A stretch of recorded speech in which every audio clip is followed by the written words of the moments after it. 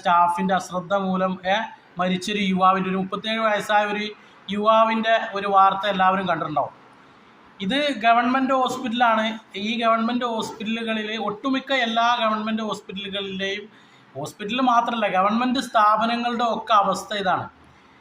ചെറിയ ചെറിയ നിസ്സാര കാര്യങ്ങൾ പോലും ശ്രദ്ധിക്കാതെ അവർ ഒരു നെവർ മൈൻഡ് ആക്കി എടുക്കുന്ന ഒരു സംഭവം. ഉദാഹരണത്തിന് നമ്മൾ തിരൂർ ഹോസ്പിറ്റലിൽ രാത്രി ചെന്നിട്ടുണ്ടെങ്കിലുള്ള അവസ്ഥ ഒക്കെ തന്നെയാണ്. കാരണം അവിടെ ജില്ലാ ഹോസ്പിറ്റലാണ്. നമ്മൾ തിരൂർ ഹോസ്പിറ്റൽ ജില്ലാ ഹോസ്പിറ്റലാണ്. ഈ ജില്ലാ ഹോസ്പിറ്റലിൽ ചെന്നിട്ടുണ്ടെങ്കിൽ ഒരുപാട് പേഷ്യൻസ് ഉണ്ടെങ്കിലും അതിൻ്റെ ഇടയിൽ നമ്മൾ ഈ ചുറ്റുവട്ടത്തു നിന്നൊക്കെ തിരൂർ പരിസരത്തു നിന്നൊക്കെ വരുന്ന ആക്സിഡൻറ്റ് കേസുകൾ മൊത്തത്തിൽ വരുന്നത് തിരൂരാണ്. അതിന് മരിച്ചാലും കാലൊടിഞ്ഞാലും വിരലിൽ ഒരു മുറിയായിട്ടുണ്ടെങ്കിലും എന്ത് സംഭവിച്ചിട്ടുണ്ടെങ്കിലും എത്തുന്നത് തിരൂരാണ്.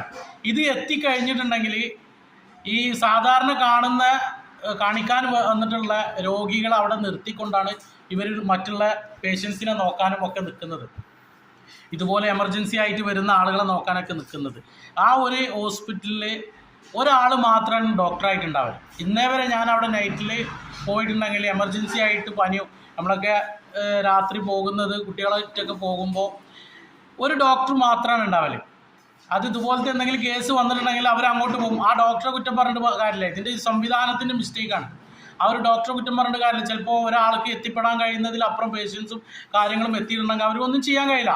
വന്ന പേഷ്യൻസ് വേറെ ഹോസ്പിറ്റലിലേക്ക്, ഗവൺമെൻറ് ഹോസ്പിറ്റലിൽ നിന്ന് മാറി സ്വകാര്യ ഹോസ്പിറ്റലിലേക്ക് പോകുമല്ലാതെ വേറെ നിവൃത്തി കാര്യങ്ങളൊന്നുമില്ല. പലതവണ പോയ ഒരാളാണ് ഞാൻ, വെയിറ്റ് ചെയ്ത് മടുത്തിട്ട്. കാരണം ഇവിടെ ഈ ആക്സിഡൻറ്റ് കേസുകൾ വരുമ്പോൾ പിന്നെ ഒരു പോലീസ് കേസ് ആയിട്ടുണ്ടെങ്കിൽ പ്രത്യേകിച്ച് ഇവരെ ഫോർമാലിറ്റീസും കാര്യങ്ങളും ഇതൊക്കെ കഴിഞ്ഞ് വരുമ്പോഴത്തിന് ഇപ്പോൾ വലിയൊരു എന്താ പറയുക, നല്ല രീതിയിലൊരു പനിയായിട്ട് വരുന്ന ഒരാൾ, അദ്ദേഹത്തിന് നല്ല രീതിയിൽ അസ്വസ്ഥത ഉണ്ടെങ്കിൽ പോലും, സാധാരണ ഒരു പനി പോലും അസ്വസ്ഥത ആക്കിയിട്ട് നിൽക്കുന്ന ഒരാളെ പോലും ശ്രദ്ധിക്കാൻ ആർക്കും ഇവർക്ക് പറ്റുന്നില്ല.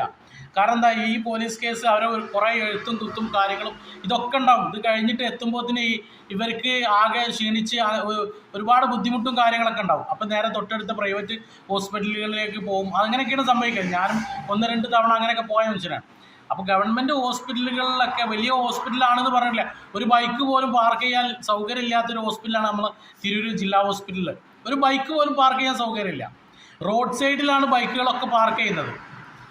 ഗവൺമെൻറ് സ്ഥാപനങ്ങളല്ലാത്ത സ്ഥാപനങ്ങൾ പോലും തുടങ്ങുമ്പം ആ സ്ഥാപനങ്ങളിൽ നിർബന്ധമായിട്ടും പാർക്കിംഗ് ഏരിയ ഉണ്ടാവണം എന്നുള്ള നിയമം നിലനിൽക്കെ ഗവൺമെൻറ് സ്ഥാപനങ്ങളിൽ ആ ഒരു സംവിധാനമില്ല.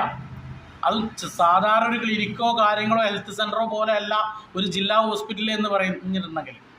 അവിടെ ഒരാൾക്ക് ഒരു വാഹനവുമായി